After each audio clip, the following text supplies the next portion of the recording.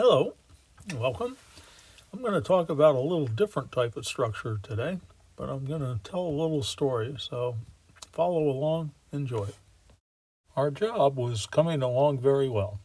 We had laid 1,400 feet of 12-inch gas main along 3rd Street so far, and we had a rather easy time of it getting it and its 16-inch case pipe under the state belt tracks at Spear Street. And we were, in fact, all the way up to where we would tee off and cross 3rd Street over to Spear Street.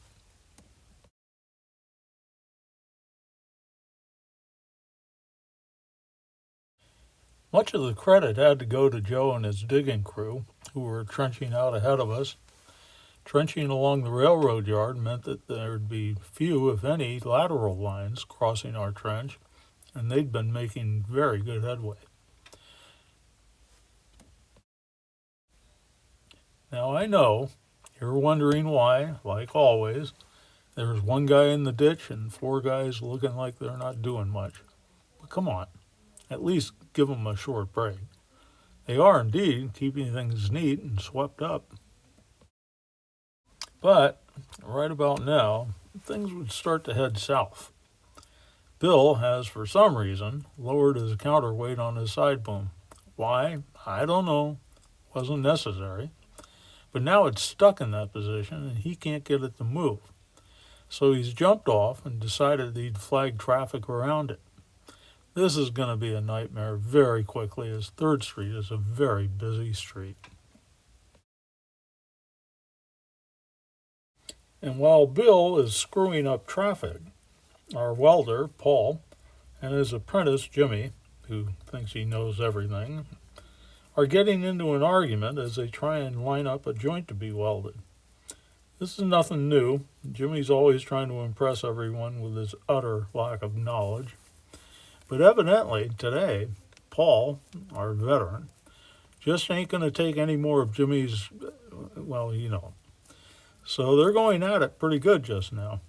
Now Red, the foreman, a big guy in his own right, is getting pissed. And believe me, you don't want to cross this Irishman. Phil, down in the hole, will simply and quietly just wait the moment out. It's not like he ain't seen this before. And Bob, Blue, we call him Blue, just shakes his head as he leans on his pipe tongue. Now, Smitty and Mike are trying to calm things down, but Jimmy won't have any of it as he continues to insist that he's right. And he rolls the length of 12-inch toward Paul in frustration. All Red can think of is, we've got another 10 sticks of pipe to get in the ground, and right now, nothing is happening. Louie looks out from the back of the crew truck to see what all the shouting is about, and he knows Red's going to lose it in any second now, so he's not getting off that truck. And down the block, Sergio is looking up to see what's going on. He knows something's up, but he's not going to get up there and get in the middle of it, so he's not going anywhere. Meanwhile, Paul's pushing the pipe back over toward Jimmy, hoping it smashes him into the side of the trench, breaking his back. Blue was about to take his pipe tong down and lay it over Jimmy's head, but decides it ain't worth the effort. Sergio looks up the block and hopes things are getting going again, because he knows Red's ire will reach down to him as well if they don't.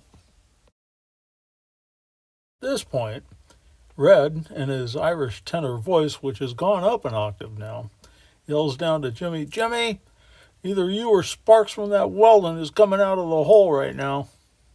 And our young know-it-all apprentice Jimmy yells back, "Oh yeah, Red? Are you going to make me?" Well, needless to say, that was the last we saw of Jimmy that day. Sergio was sure glad. And having only 6 plates left on the job site, Joe and his crew quit digging for the day. But Paul got the joint all welded up. Smitty, an old equipment operator himself, got on the side boom and quickly figured out how Bill had got it all screwed up, got it going again. 2 blocks of backed up traffic moved down 3rd Street once again, and we laid those 2 links into the ditch and backfilled. Red would be back the following week, out of the hospital, having suffered only a very mild heart attack. Mild-mannered Phil would quit and hire on with the San Francisco Water Department. Blue, who had accidentally dropped his pipe tongs on Jimmy's foot as he was getting out of the ditch, would put in his bid on an apprentice job. But in the end, the 3 buddies and myself would finally get it all tied in. Jimmy would rejoin the crew after a couple of days off. In fact, it's Jimmy who's taking these shots on his iPhone. You'll see him in a quick selfie. But you won't see me much, though, as I'm welding under the main at the very far end of the hole. Yes, very far from Jimmy. And while these pictures might look a bit warm, believe me, on a cold San Francisco day, it was quite pleasant indeed. And certainly not a big deal at all.